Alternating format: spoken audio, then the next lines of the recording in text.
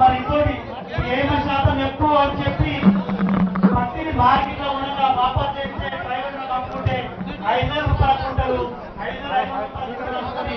రైతులు అది మోసపడుతున్నాడు. నాని ఖరాబ్ అయింది. ఇక్కడ అమ్ముదామంటే భయపడుతుంది. ప్రైవేట్ అయితే 2,500 3,000 రూపాయల కన్నా ఎక్కువ పెట్టమంటున్నాడు. అందుకని మా రైతులకు ఎవరు దిక్కులేరు. ఇంతకుముందు మా దగ్గర ఒక ఎమ్మెల్యే గెలిచిండు. అతను ఏమన్నాడంటే మాది గవర్నమెంట్ ఉన్నది, రాష్ట్ర ఓటేస్తే మా గవర్నమెంట్ నాకు సహకరిస్తుంది. ఇక్కడ రైతులకు ఎంత పట్టి కొనిపిస్తా, ఎంత రేటు పెట్టిస్తా, సోయాబీన్లు కొనిపిస్తా, మీ రైతులకు అండంగా ఉంటాయని చెప్పి ఆ రోజు హామీ ఇచ్చి ఈ రోజు మార్కెట్లకు ఇవాళ కళ్ళ కనిపించలేదు. ఒక్కరోజు కూడా వచ్చిన దాఖలం లేదు. ఇది అందరికీ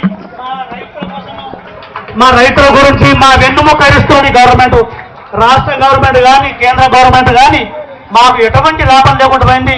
వర్షాలు పడి మా పంటలు పోయినాయి, వర్షాలు పడి మా సోయలు పోయినాయి, మాకు నష్టపోయింది. నష్టపరిహారం లేదు, రైతు బంధు లేదు, రుణమాఫీ సరిగా కాలేదు.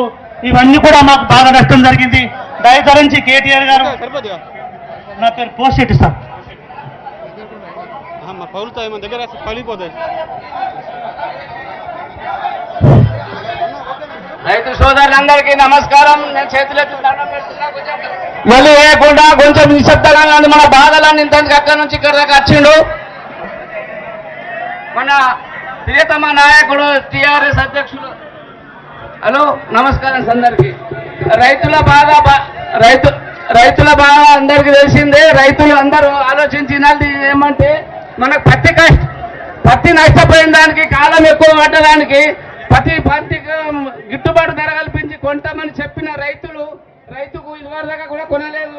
సోయాబీన్ అయితే వాపస్ చేస్తున్నాడు. పత్తి కూడా రోజు తెచ్చుకుంటే మార్కెట్లో ఎండబెట్టుకుంటాం, చేనులు ఎండబెట్టుకుంటూ తెచ్చింది కాక మర్రా మార్కెట్లో కూడా 2 రోజులు పొత్తు ఎండబెట్టుకొని పెంటున్నాం. మర్రా మైచర్ వేస్తున్నాడు. మైచర్ కట్ చేస్తున్నాడు. మైచర్ 20% కొనాలని మేము ఎప్పటి నుంచి 10 ఏళ్ళ నుంచి కొట్లాడుతున్నాం. ఆ మైచర్ మీద మీరు కొంచెం డిస్కషన్ చేయాలి. ఇంకొకటి సార్, మైచరే కాకుండా మర్రా ఏమంటే జీన్లకు పోయినాక కూడా మళ్ళీ మైచర్ చేస్తున్నాడు. ఈడ మైచర్ ఆడ మైచర్, ఈడొక తీరస్తుంది ఆడొక తీరస్తుంది. ఆ మైచర్తో మర్ర మాకు తునకం చేసి డబ్బులు ఇస్తున్నారు. ఈ మైచర్ పెట్టింది ఇక్కడనే వాయి, ఆ మైచర్ మర్ర కొత్తగా ఆడొక బాధ ఈడొక బాధ. 3 రోజులు ఒక బండి అమ్ముకోవాలంటే మీరికెళ్ళి వర్షాలు ఉన్నాయి, వాతావరణం చేంజ్ ఉన్నది. ఆ చేంజ్ ఉన్న దానికి ఇప్పటిదాకా కూడా మాకు ఏలాంటి పత్తి ఎక్కువ బండలేదు. 3 కుంటలు 4 కుంటలు వెళ్తున్నది. అయితే ఆ దానికి కూడా గిట్టుబాటు ధర కల్పించి మమ్మల్ని ఆదుకోవాలని మీరు అక్కడి నుంచి ఇక్కడ వచ్చిన దానికి దీని మీద కంపల్సరీ చర్య తీసుకోవాలి. టీఆర్ఎస్ గవర్నమెంట్కి మేము కోరుతున్నాం. ఎందుకంటే మాకు రైతు బంధు లేదు, రుణమాఫీ లేదు, అది చేస్తా ఇది చేస్తా అని ఏది చెయ్యలే. కాబట్టి మీరు వచ్చిన దానికి మేము ఎంతో గౌరవపడుతున్నాం, సంతోషిస్తున్నాం. మాకు గిట్టుబాటు ధర కల్పించి సోయాబీన్ అయితే వాపసు ఉండబోతున్నాడు. పాపం నానింది మైచర్ ఉన్నదని.